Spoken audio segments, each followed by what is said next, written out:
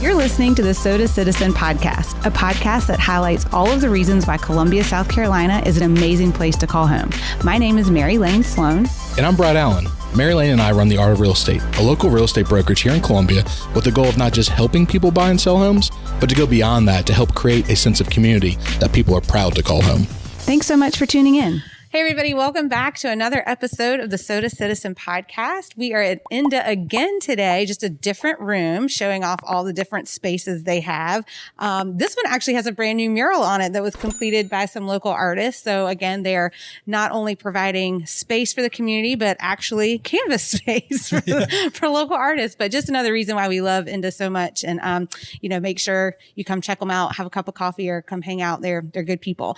But today we're super excited because we have Dave Grillo with us, and he's here to talk to us about an exciting new restaurant that he's opening, Boca Grande. Oh, I did my best. Great, perfect. But yeah, so tell us a little bit, Dave, about yourself and this new vision for this restaurant.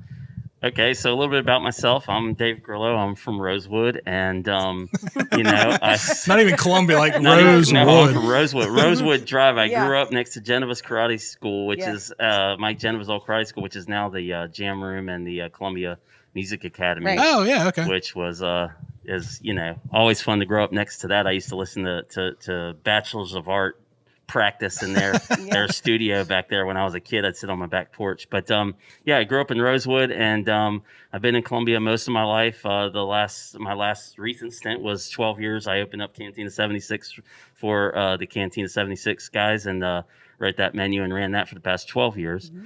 And now moving out on my own, finally. And opening up Boca Grande Burritos, which is Big Mouth Burritos over there in Forest Acres, right across from Trader Joe's. And it's really exciting. We're offering a different take on the burrito. The reference point is a little more of the West Coast style burrito. And when I say that, people will get visions of grilled chicken and fruit salsa, and that's not what we're talking about. A lot of avocado, I think, right? Yeah. So what we're doing here is a more slow-braised meats, guisados of sort, or stewed meats and that sort of thing with your rice and beans, but they're a little bit larger size burrito than what you get at the chains. And the food is all made from scratch. Everything's made in-house. We're using quality ingredients, and we're also sourcing a lot of our chilies and spices and things from Mexico, to get the authentic, real deal. And we're also going to offer retail in there as well to sell those spices and my own signature spice blends, as well as those imported chilies and homemade tortillas and things like that. So real exciting. So let's talk about that a little bit, because everybody that's probably watching this has been at a cantina. Like, it's always an evolving menu. Like, you have to ask for the specials because it's something you've never had before, most likely. So you're talking about these burritos West Coast style, but you also were in Austin for a little bit, right? Yes, sir. So you've got some of that Southwest vibe as well. So how are you going to mix that besides asada and some other things?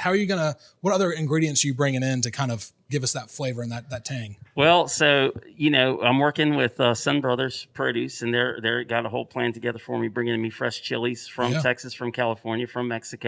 And we're going to highlight some of those fresh ingredient flavors that you see on those menus in those places, So like, I remember a place I used to frequent in Austin was called Freebird's World Burrito. And one of their takes was you could build your burrito any way you want. And they had a burrito grande that was actually two 12-inch flour tortillas. Yeah, you got to be inebriated to finish that. But it was excellent, and it was always fun. You saw everybody from every walk of life, every personality, every character type. So you could meet some really cool people there, and stuff. So it was really neat.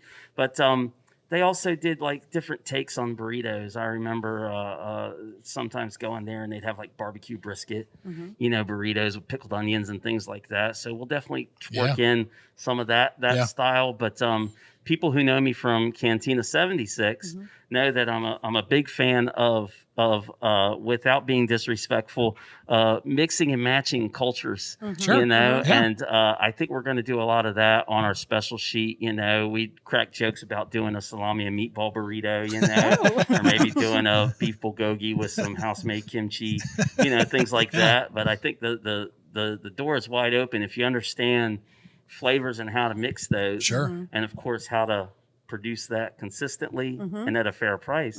And you can pretty much sell anything in a burrito. Yes, right. ma'am.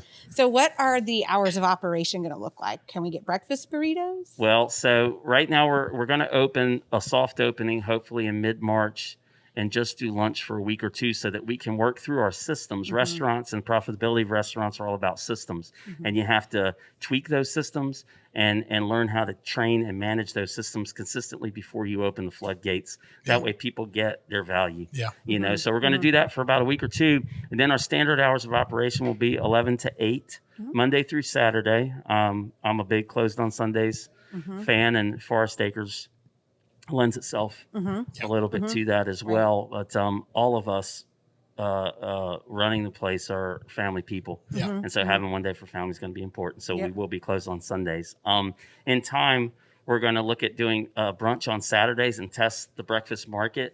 I can't personally find a scratch-made breakfast burrito in Columbia unless it's on a menu of a sit-down restaurant. You know, I'm sure that there's places like Cafe Strudel and stuff that do that sort of thing very well. I think I had one at Taco Bell one time in San Diego, but that was Here's your competition. I was probably inebriated at that point as well, so I think I had one. Just was it 3 a.m. or maybe? So it's still breakfast if it's after midnight. Right, I believe that counts. Yeah. But I think a quick churn and burn, you know, type of where you can pull up, call in ahead, or order it on your way to work. We'll meet you out at the car, drop it off to you.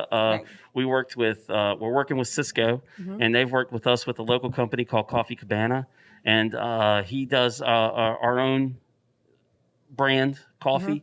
So we'll be brewing that there, and we're also talking to a couple other local vendors to see other styles we can get in there. But we want to offer good quality orange juice, good cup of coffee, a good burrito, fair price. Go enjoy your work day. So that would be the goal if we see the market for breakfast. Sure, that would be the goal. I can tell you, living in the Forest Acres area, like I get breakfast when I do, it's got to be quick. So like I run into Starbucks. Nothing against Starbucks. Like their coffee's great, but like their food is, we know, like kind of dried eggs, if you will, and it's kind of just refrigerated. And then like Brugger's, right? I love that. So I go in there and get a bagel and get coffee, but like it gets played out. There aren't a lot of options for me to jump in, grab something, and within 10 minutes be on my way back to work. So, and you're going to be right there in the thick of it, which is going to be awesome. Well, we might be having a think tank about whether or not to offer breakfast at this point, you know, but you've got a valid point.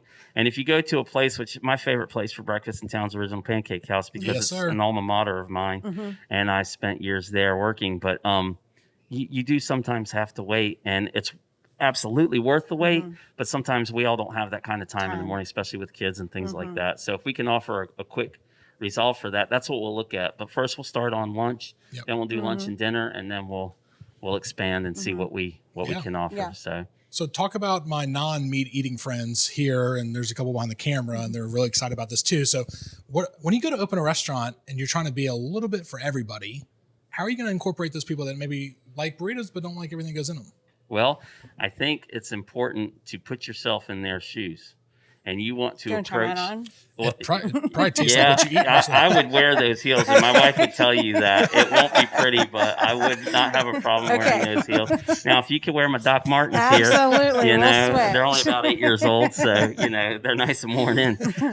You know, I think when you do that, I think you put yourself in their shoes and approach your menu that way, you know, and I got a lot of experience doing that, not only at Cantina, because in different markets we have a very diverse crowd, you know, and the 30 and under generation is very specific. They're very well educated, which makes me happy because it's not an inconvenience for me as a chef. It's a challenge, you know, and I was also able to address a lot of those doing a lot of the Columbia Food and Wine, Charleston Food and Wine festivals, where you serve 600 people in an hour and you get them all in there, every kind of request.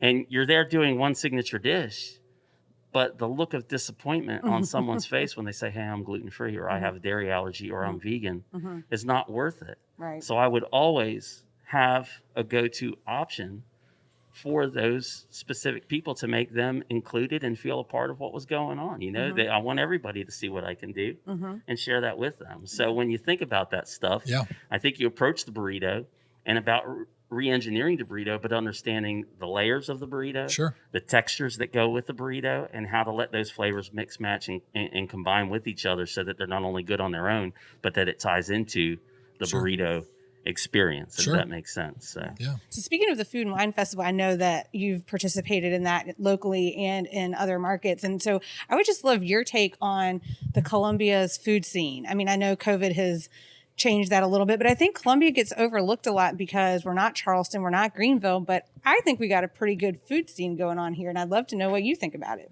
Well, I think that the Columbia food scene is a gold mine. I've lived here my whole life, and most of my life, except for a year or two in Austin, but I believe that it's just now starting to get tapped.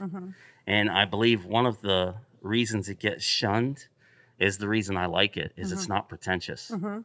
Okay? And nothing against Charleston, but pretension is an ingredient in their recipes. I believe that. And I'm probably going to get shot for saying that. What shelf is that on in Publix? I'm not sure, but it costs a lot of money, and you better wear the right clothes and drive the right car, And let me tell you, the people in Charleston are great. They are fantastic. I've got absolutely nothing against them. But it's a harder sell for you as a restaurateur when you add all of this hype that that's not, it may or may not be value to everyone. It's only value to someone. And reiterate, nothing against someone. You understand where I'm coming from? But I don't want the construction worker to feel like he has to be ashamed coming into my establishment because he's been working in the mud all day.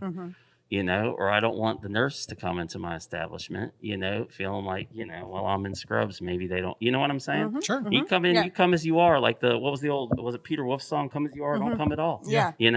And I think that's important. But that's one thing that I've experienced from doing those food and wine festivals is, if you're not up to that kind of par, it tends to get overlooked. So when I would go do the Charleston Wine and Food Festival, I would create dishes from Columbia.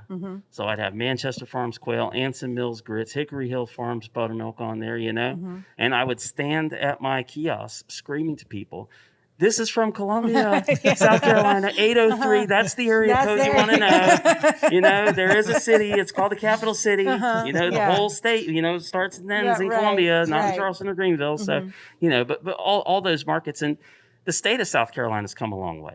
And Charleston was a big part of that. And Malcolm Hudson and Frank Lee and those guys, Mike Lotta, they were huge parts of that. And we're reaping the benefits of what they did down there. And that's important to note because it's crucial. Sure. Right? Absolutely. But Columbia is a low-key place. And it's also a value place, Yeah. And so I think you got to be careful what you charge and that sort of thing, and how you approach. You want everybody to be able to be welcome. Right. So if I may, go right ahead. Switch gears a little bit to maybe business startup, right? Just local business owner. And we've been through it a couple times. Like, how has it been talking to other business people that are thinking about starting a restaurant or another small business? What would you have wished you known 2 weeks ago that you don't know today? Because you're in the midst of legitimately upfitting and permits probably and insurance and all this stuff. But we're talking about it, there's no textbook for it. So. No, there isn't. The thing I started working in this industry in 1989, at Beck Snack Bar at the State Farmers Market, and I've seen it. I've seen it all. I've opened and closed them. I've seen it all. I've seen what $7 million a year looks like. I've seen what 900 covers in a day looks like. I've seen what 30,000 fans at the Augusta National for lunch feels like. And I'm blessed with that experience because I can foresee what's coming next. I'm also blessed with the network of people who I've my whole career tried to keep good working relationships with.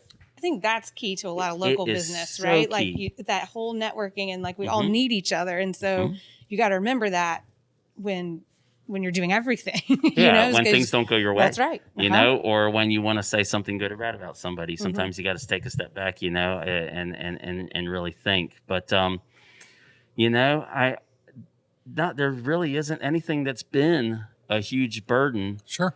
And a lot of it has to do with I think my experience. I knew the process of this going into it well in advance. And I got to tell you, all of the guys at Cantina have been very willing and cooperative with me to assist me with what they've learned the hard way, and that's been a blessing too. They've been very, very generous about that. Cool. So having that network, man, it's CAF. If I won't say that on camera, but it's crucial. Is you know what? Yeah, it's absolutely crucial. And I'm also chairman of the board for the American Culinary Federation Midlands chapter, and the ACF. We have a whole crew of talent all over the state. And then if I need to go international or national, I can reach out.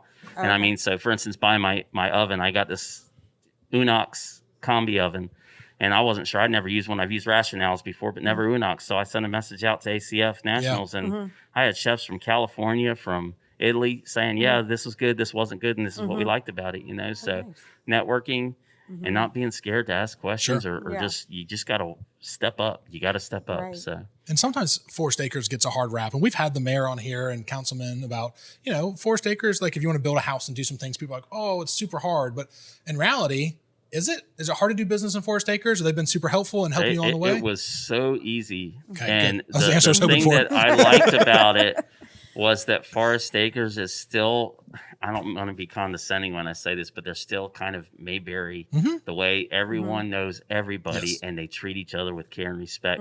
And what I did was I'm trying to keep every vendor that I'm using in that community. Yep. So I get the care and respect from that community. My health insurance is coming from that community. My bank is right there in that community, Yeah. And so that you need that support right off the bat, and it's a big deal to me as a business owner now, that I'm stamping that established. We're here. Absolutely. Absolutely. So what's next? Where are we at in the process? When are we hoping to launch and make sure we talked about it a little bit, but like when can people start expecting to walk through your doors after the soft launch? I would say the beginning of April. Okay. So April 1st, April 2nd, somewhere in there. That's what we're looking to have a grand opening and have full menu available and full hours of operation and a fully trained staff and ready to rock and roll. Yeah, and I assume if people want updates, their website, Facebook page, Facebook and Instagram, which I've got a great marketing team, Cheryl, running that stuff, and God bless her. And we're doing pretty well with that. We're getting a lot of traction with that, and I've had a lot of blessings and help from that network. My network at the Free Times, and network with y'all, and it just networking, man, and it's a huge help, and it's greatly appreciated. So. Yeah, absolutely. So I haven't talked this over with Marilyn or Dave yet, but I'll get with your marketing people. But my people will call your people. Yeah, but if you watch this video, you'll see down in the comments by the time we post it. We'll throw in for the first 10 people that when you're open to get lunch on us as part of an award thing, and you look for the rules down below, maybe helping tag your post. We'll get our social media people on that because I don't really know how to do contests, but I do want people to come through your restaurant and to give you some limelight. And plus, I need you to be open because I want to come start getting breakfast burritos there. And honestly, you mentioned the spot, but I mean, it was the former Happy Cafe. Like people know that's an icon in Forest Acres. Yes, sir. And also it's got great parking. Yeah. Like those other restaurants, I mean, the Tombo Grill and the places next door and stuff like that, they're not usually open at the same times that you're going to be open. So you're going to have plenty of parking, easy in, easy out, good spot to go. It was ironic how much Sue Hodges was the lady that ran Happy Cafe, really nice lady. It was ironic how her layout was just, I had a sketch that I did, and I showed it to my partner, and I said, hey, this is what it needs to look like. And I walked in, and it was that.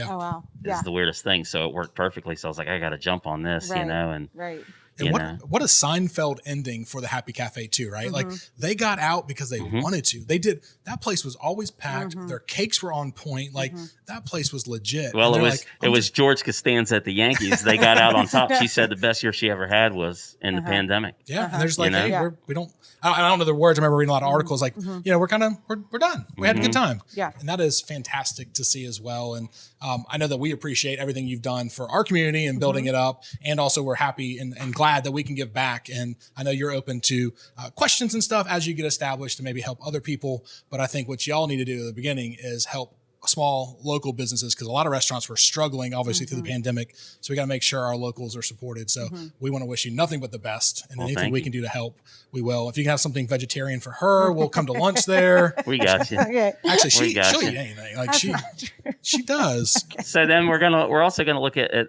some of these weekend nights. Eventually, I'll be able to get a little more into like my chefing side, and do some small plates. The cool thing about what we're doing here is there's certain things about the restaurant business that I'm done with. Dishwashers, I'm done with dishwashers. Okay. No one wants to wash dishes, and I feel horrible making people wash dishes, right? Everything here is going to be on recyclable or compostable disposables. So it'll be on paper or bamboo. You're not going to get, I'm so sorry. I'm telling you ahead of time. I'm sorry. You are not getting anything served on a plate. You are not getting a fork or a knife, and you are not getting a glass. And I'm so sorry. That's okay. You know? That's probably more COVID friendly anyway. This place, everybody in the building is going to clean up when we're done. We do it together, and it's beer 30, and we go home. Yeah. You know, none of this, you know, how many nights have I worked for 30 plus years and watched the poor soul on the dish pit? He or she is the only guy left in the building. And it's like, well, dang it, man, I'm going to go over there and help them out, you know? And I try to instill stuff in my cooks, and nobody leaves without the dishwasher. No one cares. Well, also, it's also not that economical to have a dishwasher running that much for that much gallons of water and everything else. Like, there is a trade-off to it. It's not just like you're being gluttonous and throwing everything away. Like, you're actually, water cost is real as well.